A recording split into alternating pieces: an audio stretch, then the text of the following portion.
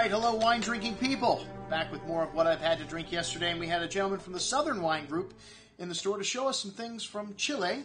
And I have to say, in Argentina, I love wines from both of these countries. I think I've said this many times, so you won't find a better value than what you find coming out of Chile and Argentina if you like Bordeaux varietals, but they're also starting to make some really good Pinot in Chile, some Sauvignon Blanc, and I really like this stuff from the Lamari Valley, which this vineyard used to be owned by Huneas, Talinay Sauvignon Blanc.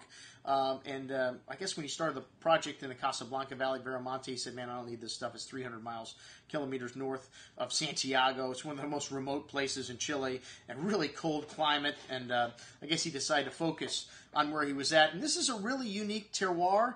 And, you really get a lot of minerality in these wines and lovely freshness. I've had a few wines from this area before, and I have to say, very distinct.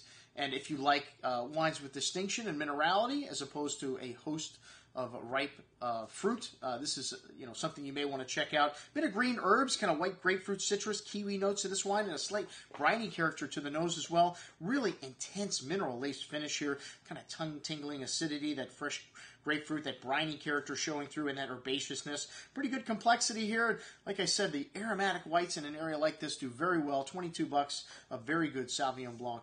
Very typical of this Lamari Valley. The Chardonnay, 9 months in French oak, no mallow, and I guess most of that oak is old because you don't get a lot of perfume spice in this wine at all. Bit of a musky quality to this wine, to that green apple and lemon citrus fruit, and that strong minerality coming through in this wine as well. A real crisp and racy style of Chardonnay with a firm hand of acidity, lovely fresh finish, some chalky kind of limestone-like notes, that briny character showing through, that strong mineral component really consistent in all of these wines. A very good bottle of Chardonnay if you like that for $19.25. And then the Pinot Noir Reserva, and I guess the Reserva is the only line they do. They took a note from Kendall Jackson's book and I guess just put Reserva on all the wines. It doesn't mean anything in Chile if you see Reserva on the wine label. Just like in California, it's just a term that makes the wine sound more interesting and better. And this is a 3-tiered system, so I guess the Reserva is the bottom tier, go figure. Anyways, pretty spice and lovely floral notes to the nose, that raspberry and cherry, cranberry kind of fruit, really light. A light and savory style of Pinot, but a good hand of spice and freshness. Really a nice little Pinot for $16.50. Hard to find really good Pinot in that $15 category. And then off to Mendoza for Durigutti.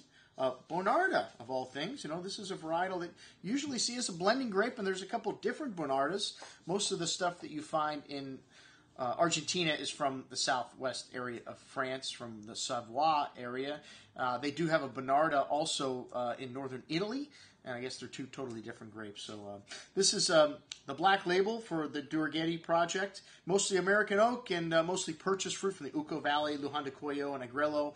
And everything about the way they make the wine, though, is natural yeast, unfined, unfiltered, gravity flow. Lovely dark cherry berry fruit here, some herbal and earthy notes. Black licorice spice, dark earth, kind of like black fruit on the tongue here. Soft and easy drinking, kind of short but pleasant finish. Hard plastic cork in this wine, though, is just going to shorten the life. I don't buy anything with hard plastic corks. A good little wine, though, for $17.25. All right, the Durigutti Malbec Reserva. And this is a step up, unlike the Tabali wine, which the Reserva is their entry-level wine. So a selection of better vineyards, a little longer time at oak, a little new oak in here, 4 months and 30% new French oak. This wine's got a lovely dark berry, blackberry, kind of blueberry fruit to it, some dark earth, some bittersweet chocolate there, sweet balsamic notes. Fairly complex bouquet here.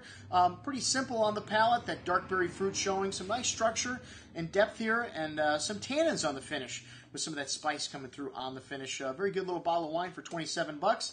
And then the Bouza Tanat from Uruguay. Okay, snuck a wine from Uruguay in there on us. And Tanat is another grape from the southwest of France, which, I don't know. It's Uruguay and Tanat. And, the wine wasn't bad for $21. A lot of fruit-forward notes of this wine. Dark berry fruit. A good hand of tobacco spice, some espresso, some dry kind of meat, sausagey notes here. Big and kind of a rough around the edges on the palate with a lot of that dark berry fruit and some tannin showing, something that's typical of Tanat. Can be a very tannic varietal. Some of that spice at the end. But overall, a very good little Tanat for $21.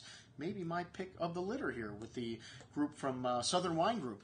All right, folks, that's what I had to drink with the Southern Wine Group. I'm your host, Andrew Lamposoni, signing off for the Wine Watch, saying remember, always drink the good stuff first.